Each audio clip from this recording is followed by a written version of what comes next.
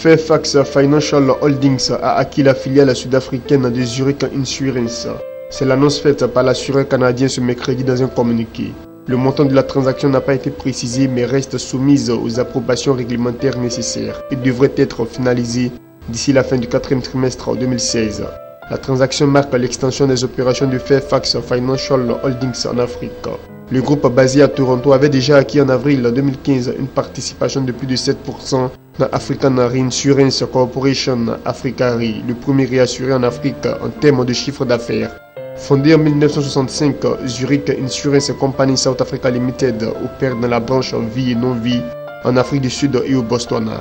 La compagnie emploie au total 800 personnes et compte réaliser des investissements stratégiques au Swaziland et à Maurice.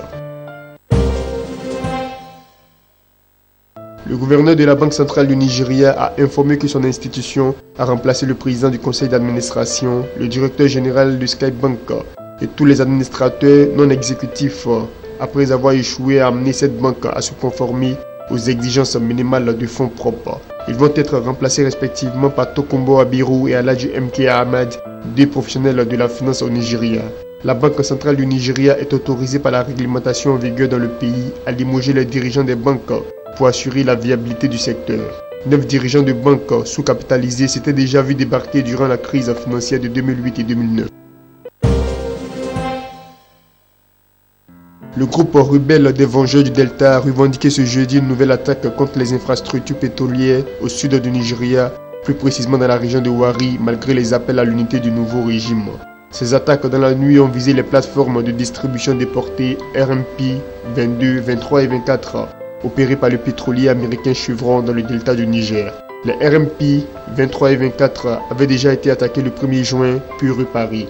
Les RMP remontent manifold de plateformes, sont des plateformes de collecte où convergent de petits oléoducs et gazoducs avant d'être orientés vers des lignes de transmission plus larges.